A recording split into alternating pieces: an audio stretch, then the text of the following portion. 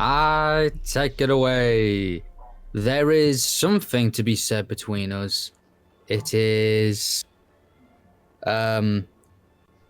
Hi. You alright? How you doing? General Kenobi. Oh yeah. Oh okay. Stop it to epic already. Amazing. Oh yeah. Ah, that's what I Already get died. for instigating Already violence. died. Despicable. Well. Welcome, everyone, to our first crossover casual episode. We are diversifying the brand.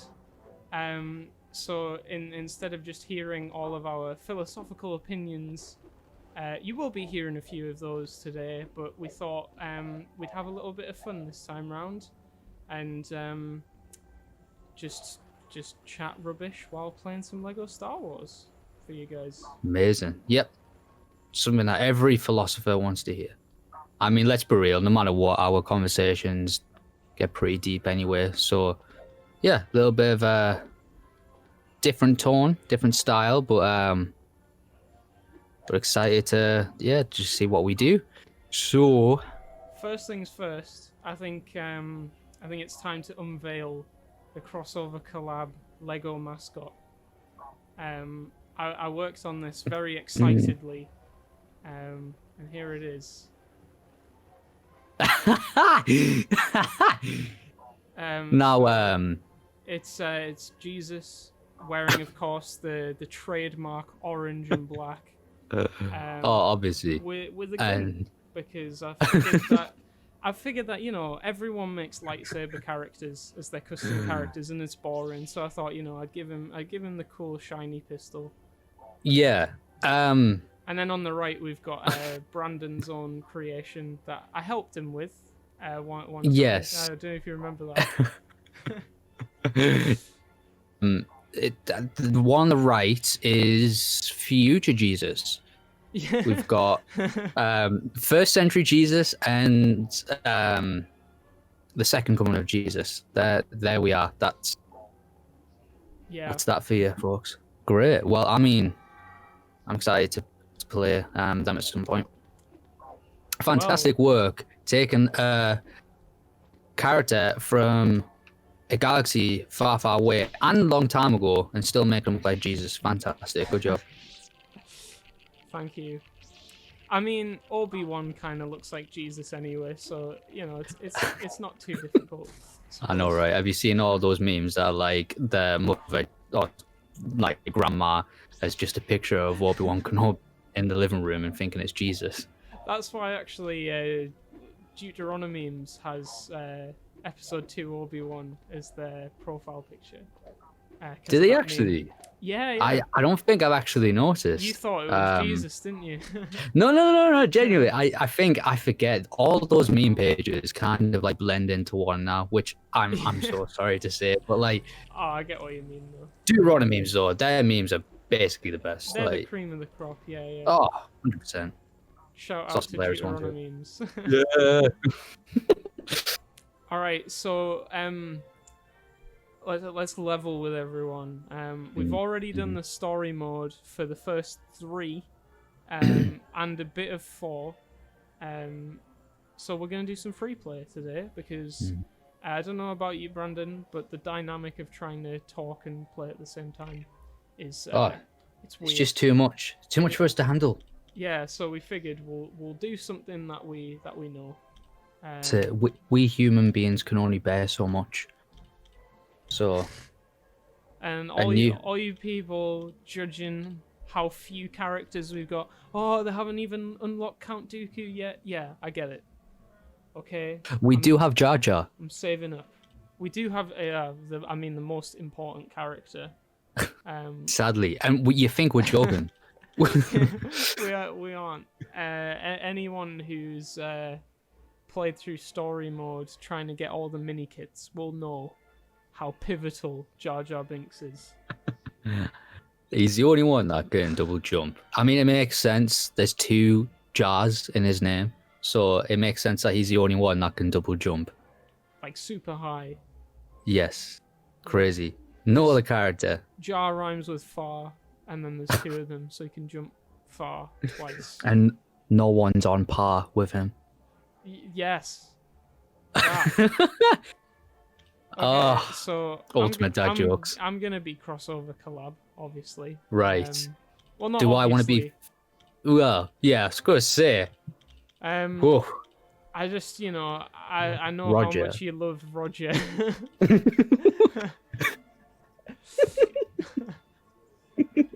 Okay, I'm playing as Roger. Roger. And you will love it, okay? Amazing. And between us, look at all those characters we've got. We're doing all right. All right, we can. I think we can skip this. So everyone knows how the story goes. Oh, I just look like I have a white afro. That's mainly what it looks like.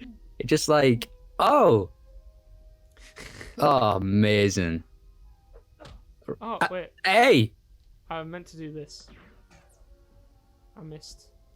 Actually, I don't know how comfortable I feel watching a betrayal. Stay still, man. I'm trying to hit you. Shooting lasers. Get back over here. Yeah, so whenever we play a level, we just tend to like kill each other first, just for the bants. Yeah, before we've collected any studs, so there's no like we don't lose the true Jedi. I don't know. I think after it was an episode 3 level, I think we're already fed up with each other. Well, not each other. The actual the levels, yeah, because the level was a nightmare. Yeah, that Darth Vader one. It took us like what the Mustafar level must have taken like I don't know, an hour and a half. Yeah, something like that. we just gave up on it. I mean, wait, we're both Roger. Ironic. Oh yes, that's true. Yeah, it was just a bit hilarious how the whole point of that scene was Obi-Wan and Anakin fighting, and the entire level was us helping each other to get to like from point A to point B. I know, like, right? Continuity, come on. Context is everything, you know? Canon, very, very important. Okay, so your name is Space Jesus. That's just what it is now. That looks absolutely fantastic. I'm having a lot of fun actually. I like Space Jesus. Space Jesus is amazing. You can use the Force, can't you? No. You cannot. You're Space Jesus, and you cannot use the Force. I didn't want to be a boring lightsaber character. Again, continuity. Come on. Well, I feel like if Jesus did come back as like a Star Wars character, I don't know if he would be a Jedi, to be honest. He'd be maybe... That's very true. Maybe like someone like Qui-Gon. Yeah. Or Ahsoka, like Grey Jedi, you know? Oh, right, I see. Yeah. Like very humble and kind of against the... Yeah. So, kind of sort of against the religious establishment, more so trying to get it back to its roots as opposed to completely opposing it. So, and that's why it wasn't it? Who's it that said that Qui-Gon? Oh, I think it was you. It was mainly your opinion, and I agree with you that like Qui-Gon represents like the real Jedi and what they stand for. Was it you that said that? Yeah. I mean, I wasn't the first person to say that, but I probably told you about it because I think I remember everything I hear in a video essay. Oh yeah, I mean, of course, utterly reliable. Saying that, I've actually been watching a little bit of that YouTube channel you mentioned that talks a lot about Avatar. Oh yeah. Hello, future me. That's right. Yeah. Wait, why won't this work? I think it's because I'm also can use the Force on I see what's happening here. Okay. I'm just going to pretend that didn't happen. Well, you rose from the dead. That's accurate. What was it? Yeah, it was a fantastic video essay on Stuco, and with him. Oh yeah. I thought you know that episode first. Oh, of course. Yeah. Where he's in spoilers for Avatar: Last Airbender, and I say that because I just watched the entire show in basically 2 weeks, and it's like one of my absolute favorite shows now. Best recommendation by Josh, and you died already. brilliant. So it was that scene where he's in the Earth Kingdom, but like it's so desolate and it kind of really like shows. A cowboy movie, isn't it? That's what I was thinking.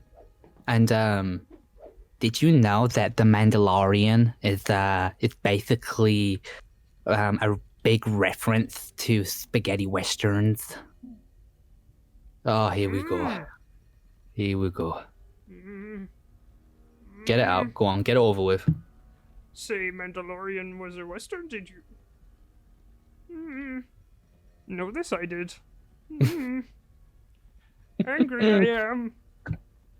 Much rage I have. No. Future Space Jesus will never fall. Also, I can't keep that voice up for long. I bet. Welcome to the other side of us. That's just Kermit the Frog. Yeah. Or John Peterson. I'm about to do something morally reprehensible. Yeah. You gotta be responsible, man. You can't just bloody go round shooting lasers at things and think it's gonna be all right, man. You gotta take responsibility. You gotta clean your bloody room. It's only bloody because, well, Yoda. Yeah. Oh, totally. I was going to say, the whole podcast thing. We try and have a clear, concise point, and we're rational, and we try to reach a consensus, and there's a lot of fantastic discussion going on. Now, we are. Oh, trapped myself there. Now you see the complete absurd side of us. There's a balance for everything that is order and logical.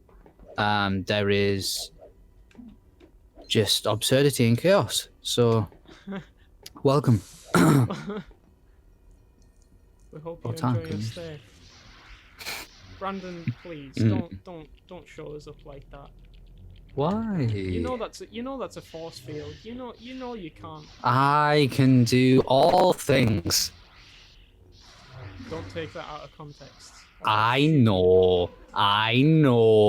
See? Back from the dead. By the way, please take those with a pinch of salt. We do believe what we're saying here. We're just comedians. That's what we are. Yeah.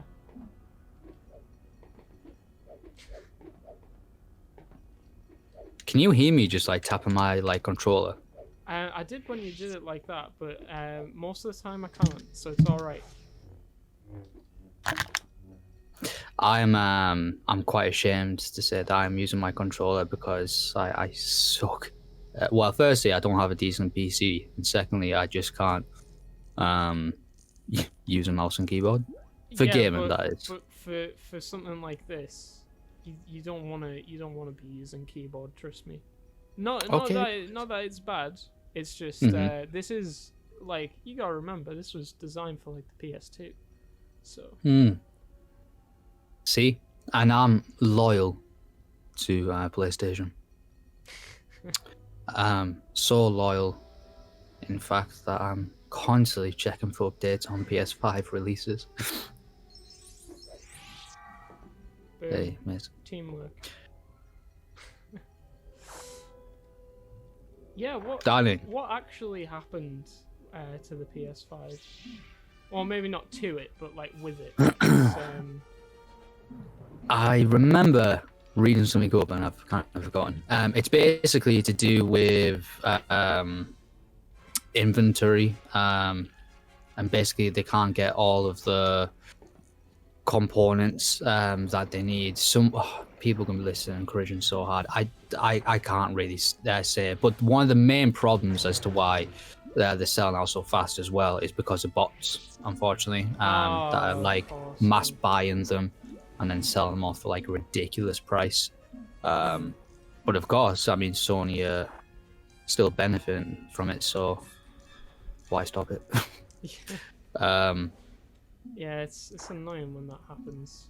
I don't know, man. Bit ridiculous, but is what it is. I mean, I'm content still with like PS4. You know, I'm still trying to find like cheap games on sale and stuff like that. Like the PS4 isn't going to go anywhere for a while. Oh yeah. People still love it. It's one of those classics. Same as PS2 was around for a while, even when PS3 came out, and then I think it's when the second generation like comes around, that's where like that one dies. So like when the PS4 came out, PS2 basically died. And well, saying that, I don't know who's playing PS3 now. You're right. I mean, me a little bit. Oh, do you still have PS3? Yeah, I mean, it's actually a funny story. It was a gift from my granny. She won one in a raffle, and like nice. Obviously, well, not obviously, but she didn't want to use it. So yeah, she gave it to me, which was really nice. Nice. So, yeah, sorry, that wasn't meant to be patronizing.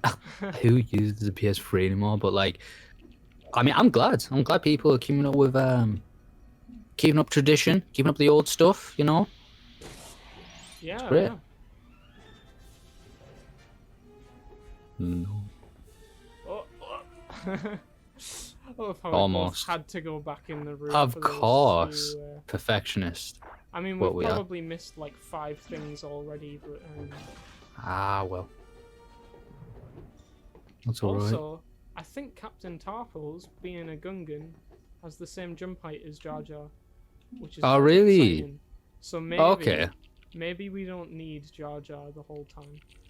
Maybe. I don't know. I do like relying on him. He's never around. Yeah. Do you know, I still believe that Disney have a big plan for him. Maybe a spin-off show, because he is a Sith Lord after all. If only. I know, right? I actually legitimately would have preferred Star Wars 9 if instead of Palpatine coming back, it was Jar Jar. Exactly. Because I've seen the fan-made designs. Also, we ain't done here yet, Brandon. There's a secret pathway opened up over here.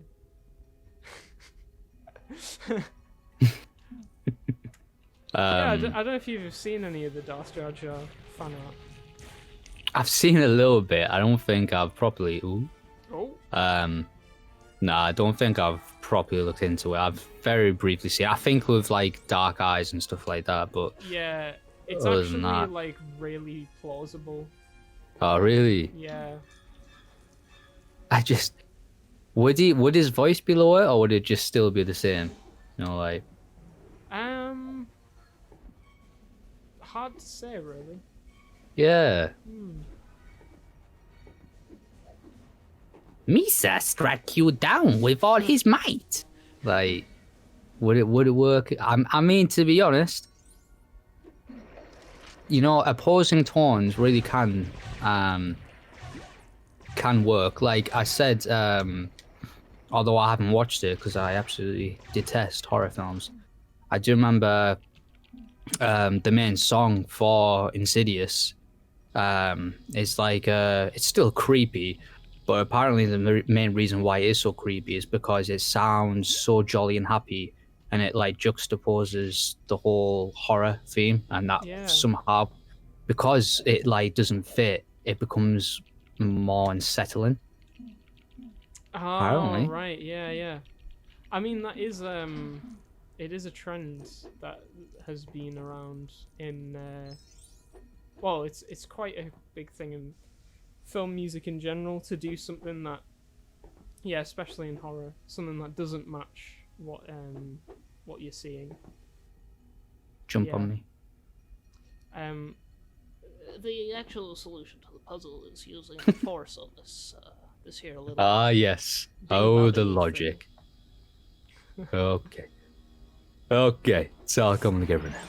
Ah, there we are. Boom, boom, boom. Nice.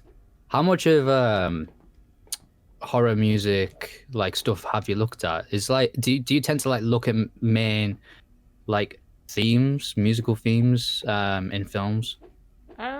Yeah, we've done a bit. I think haven't looked at much horror stuff. We've got one tutor in particular who like just did like a 12-hour lecture series on sci-fi and horror.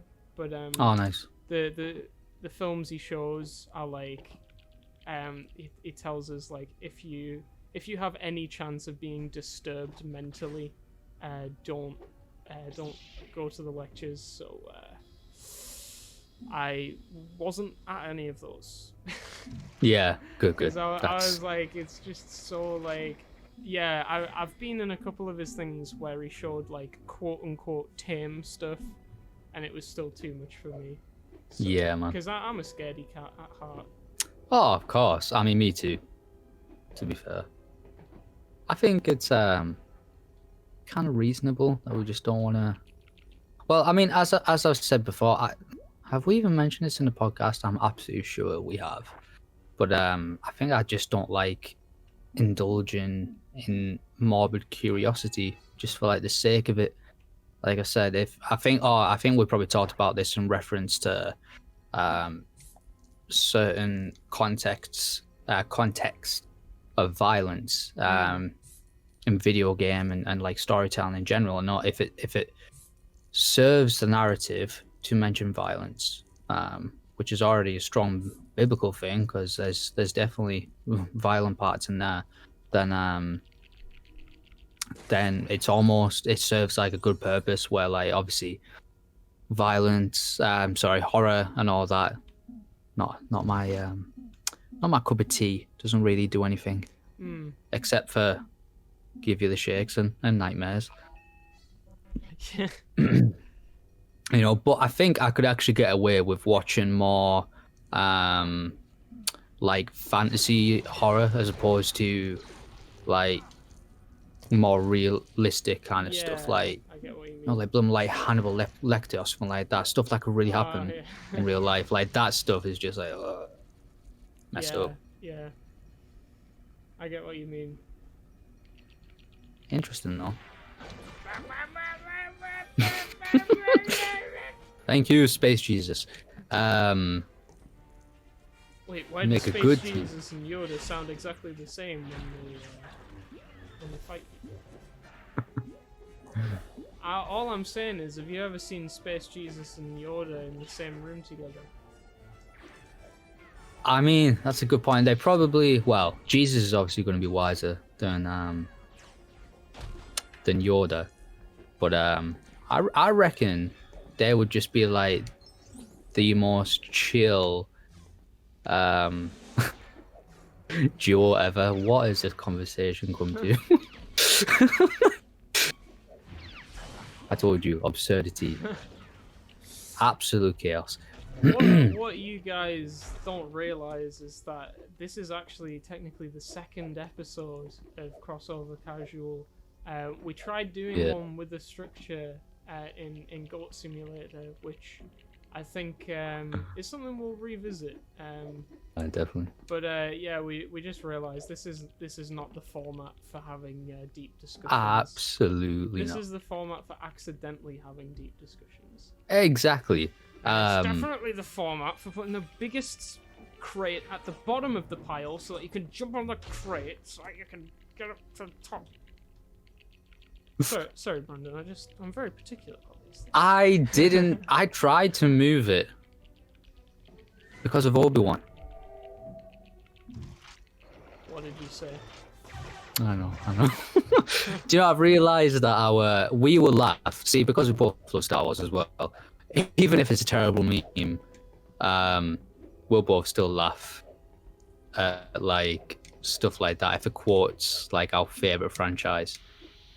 Yeah, I think that's why I love Christian prequel memes. I think that's why I love them so much. They're great. because I'm like, this isn't even that funny, but it's funny because I know it. I love Star Wars.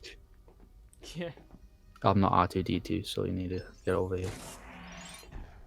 Good job. You can be R2D2. I can't change characters. Can I introduce you to LB and RB?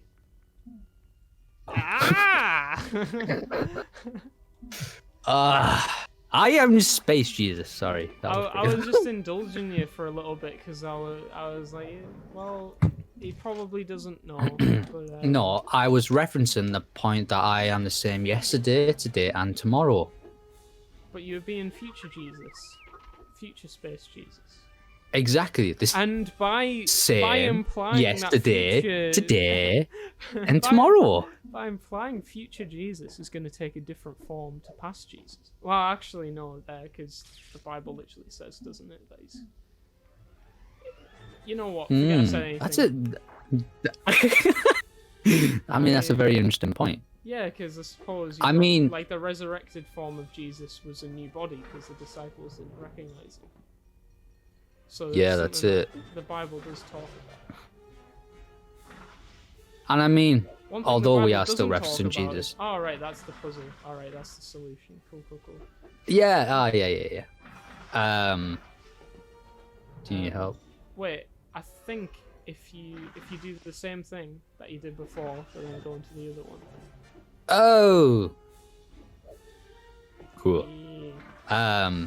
But I mean, I know we're in reference specifically to Jesus, but I mean, the Father, the Son, and the Holy Spirit do have different forms, but they're the same person. Yeah. Okay. Well, let's. Also, I love how in a certain angle, Space Jesus' eyes are orange. Oh. I didn't realize that. That's not canon. That's Legends. It's part of our branding. Orange eyes, yeah, definitely. See a theme there. I mean, the orange accent is only the visual motif used for our podcast series.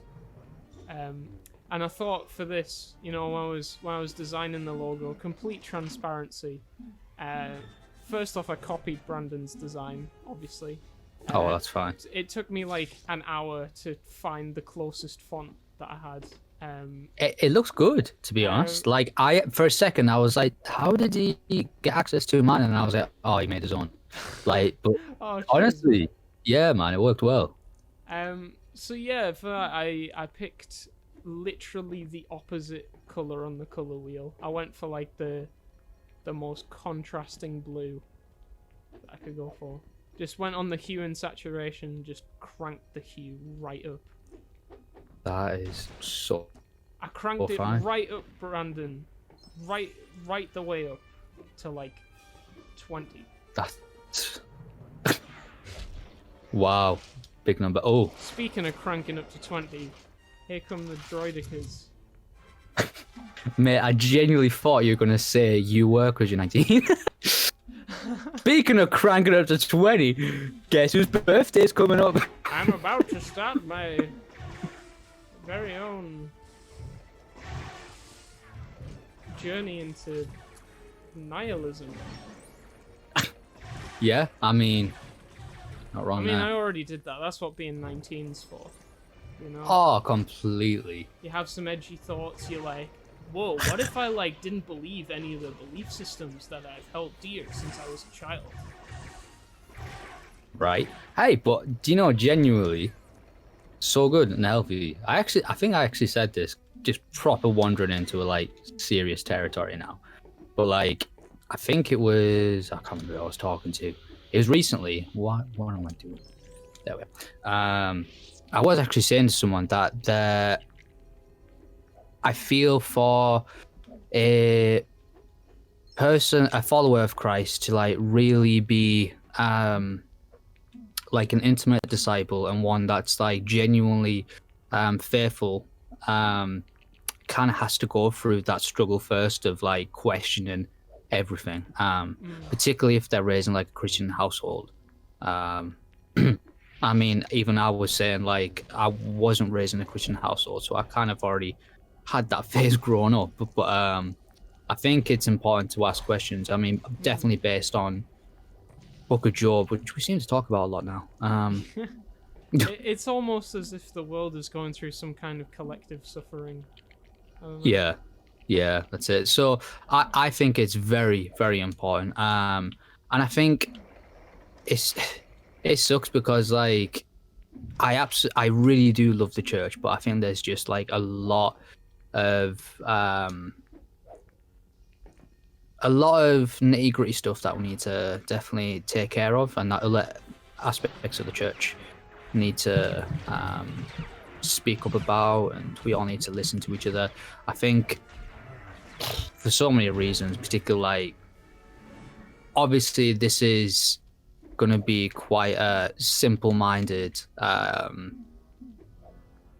of statement here, but I think because of the American church and American Christianity, and the whole political divide in Trump's years, it's just like, unfortunately, that's been like a massive thing that's just polarized different people in the church, and it's been such a shame to see something like that.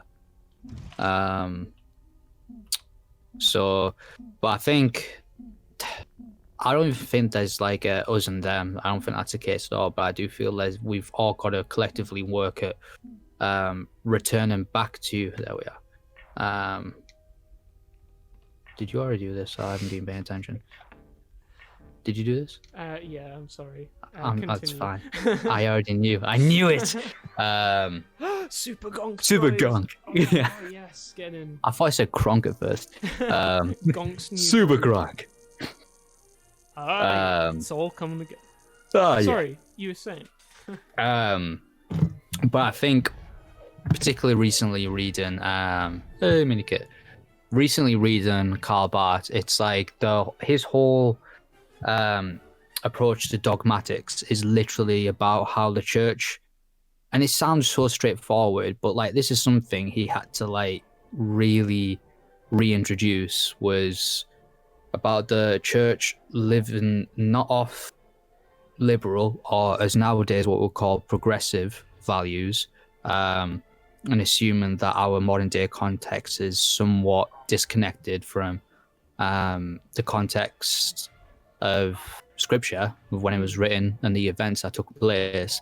But like, we should be basing literally everything on doctrine, everything, and how with using our exegesis and with hermeneutics, you know, all those fancy terms, about like just rooting ourselves in that and rightly adapting that to the way that the church lives and uniting us. I know it sounds like so straightforward, but it's kind of what we need to do. I think the main thing is, if it sounds so straightforward, why aren't people doing it? Yeah. So that's where it's just crazy. So that's a state of parts of the church right there. Visual representation. Oh, beautiful. Snap. Ooh.